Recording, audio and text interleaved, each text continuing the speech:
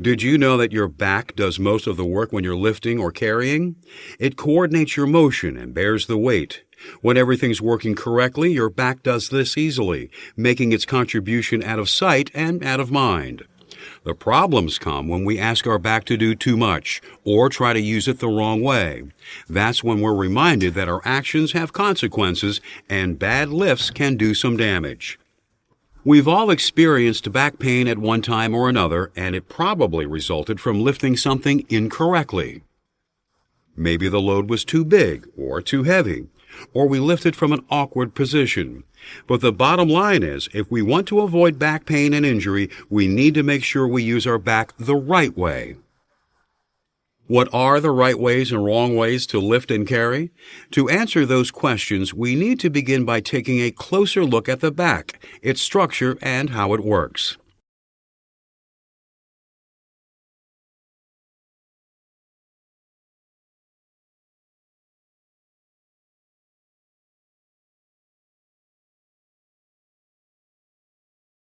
When we refer to our back, anatomically, we're talking about our spine. This is what gives our body structure and support. It allows us to move about freely and to bend flexibly. The spine also supports and protects the nerve tissue of our spinal cord and the roots of the nerves that lead away from it.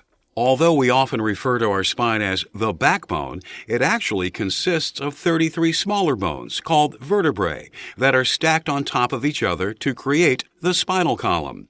These vertebrae are held together by groups of ligaments, tendons, and muscles. The spine has 3 specialized sections. The cervical spine carries the weight of the head and allows it to move. The thoracic spine connects to the ribs and forms a part of the rear wall of the rib cage. The lumbar spine, the lowest portion, bears most of the body's weight and the weight of anything that we lift. This is also the area where most of our movement takes place. That's why lower back pain is so common. The lumbar spine is a very hard-working part of our body. Strained muscles and sprained ligaments are the most common causes of back pain. But with proper treatment, they will usually heal within a few weeks.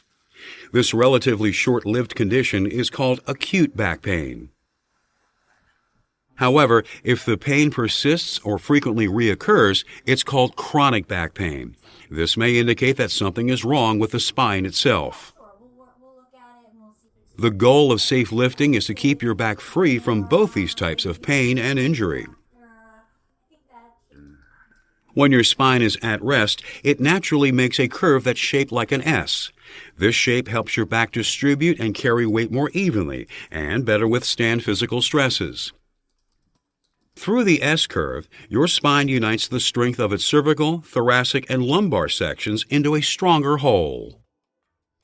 To lift safely, we need to concentrate on maintaining that shape. How do we maintain the S curve? Here's a simple rule of thumb for keeping the back in shape. Just stand up straight. When we are walking, standing, or sitting up straight, our spine is in its strongest position.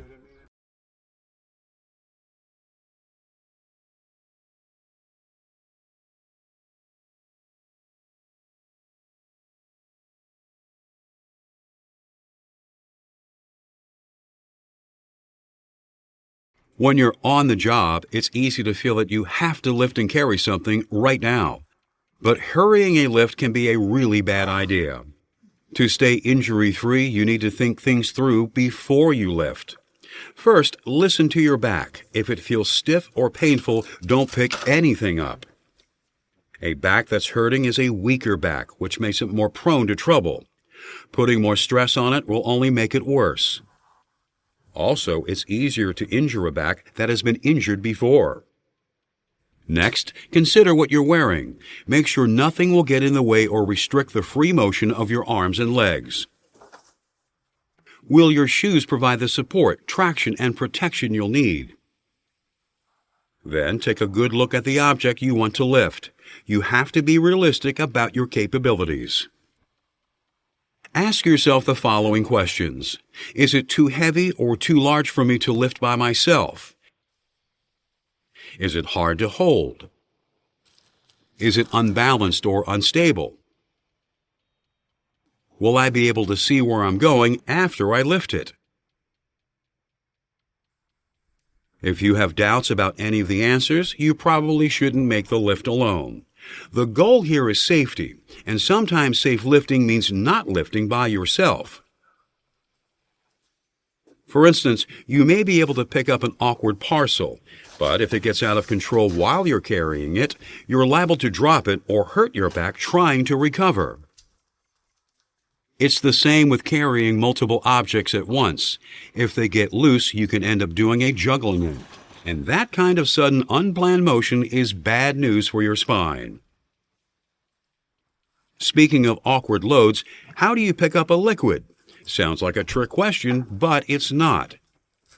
We carry liquids all the time, but they can still pose special challenges. A half-full container can look harmless, but remember, when you lift it and move with it, the liquid will slosh around. You need to keep this in mind so the shifting balance doesn't take you by surprise. A 55-gallon drum can weigh hundreds of pounds, so lifting it by yourself is pretty much out of the question. You'll need a specialized dolly or even a forklift for this job. How about this challenge? Granular material in a bag.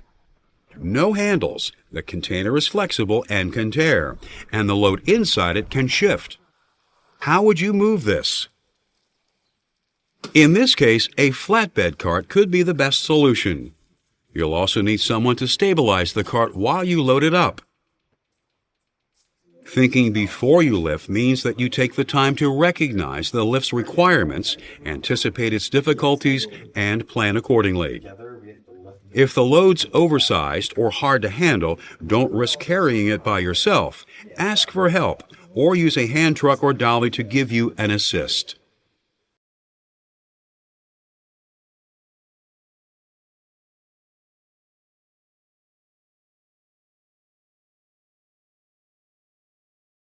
Whether you're by yourself or have help, how you pick up the load is the most critical factor in safe lifting. So remember this: if you set up to lift from an awkward position, you're setting yourself up for trouble. Do your lifting with a straight back. Do not lift when your body is bent over, turned, leaning to the side, or when it's hyperextended, reaching upward or forward.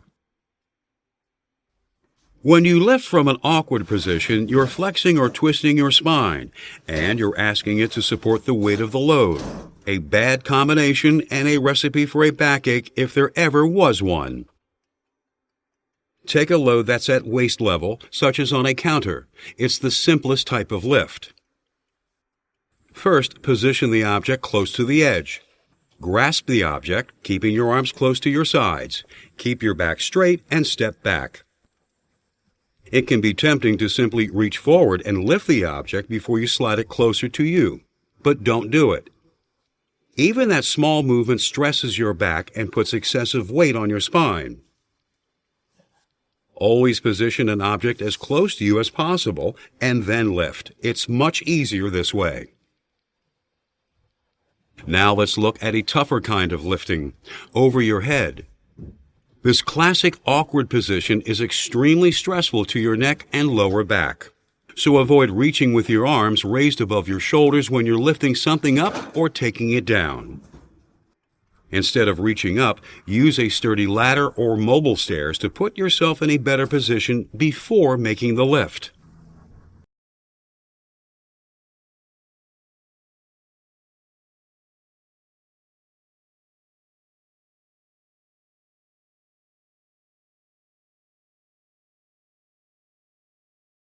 The most dangerous lift you can do is when you're handling an object that's below the waist.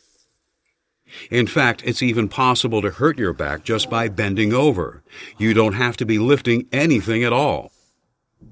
When you bend at the waist, your spine becomes an unbalanced lever, with the fulcrum at the lower two lumbar vertebrae, the main weight-bearing portion of your spine.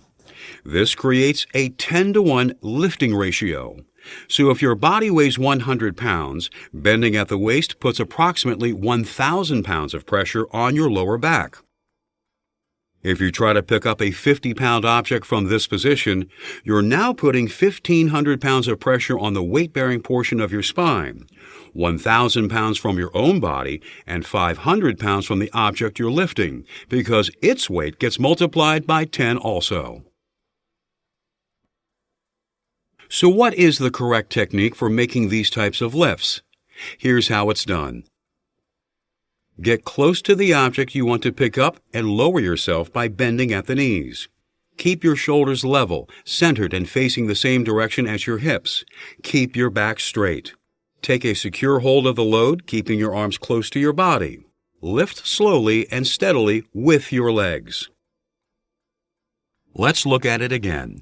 When lifting from below your waist, bend at the knees. Keep your back straight. Grip securely. And lift with your legs. Of course, picking something up safely is only the first part of the job. The next stage is carrying it to its destination. Here your posture should be the same as when you lift. Keep your back straight. As you move, your shoulders should be centered and your arms should be at your sides. Keep your head up. Watch where you're going and be aware of where you're putting your feet. What if you have to change direction? What's the right way to turn a corner? When you're carrying something around a corner, don't turn your upper body while your feet are still moving ahead straight. That twists the lumbar portion of your spine and puts a lot of strain on your back. Instead, change direction smoothly with your feet, keeping your legs and torso aligned. To complete a lift, we eventually have to put the load down. Remember not to rush this final stage just because you're almost done.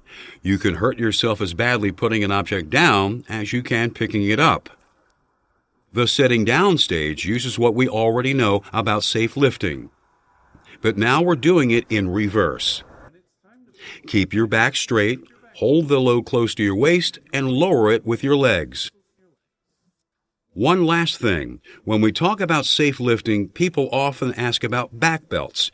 Do they work? And if they work, why make such a big deal out of safe lifting? No product that is currently available has been proven to prevent back injuries. Plenty of people buy back belts, but that doesn't necessarily mean that they work.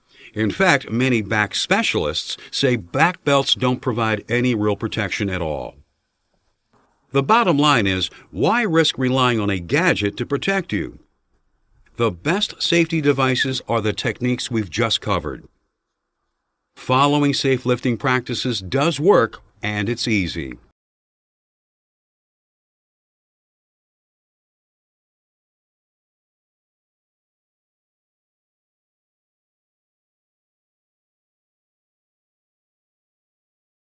Moving an object to a new location safely also requires eliminating the guesswork from the process. Before you start a lift, you need to scope out your route. Find out what to expect and where, and proceed with caution. Make sure your path is unobstructed, nothing to bump into or trip over. Look for wet and slippery surfaces and avoid them too. Don't compromise your grip on the load by having to open doors single-handedly. Prop them open ahead of time, or ask a coworker to run interference for you. Tripping or slipping on steps and stairs can ruin your whole day. Locate them before you begin and make sure they are free of objects and debris. Low light increases the risk of an accident too. Make sure the lights are on before you begin your trip.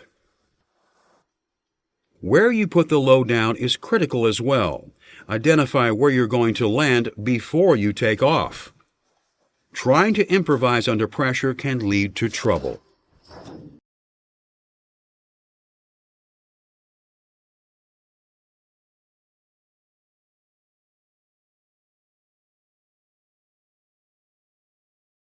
Safe lifting requires more than just muscle.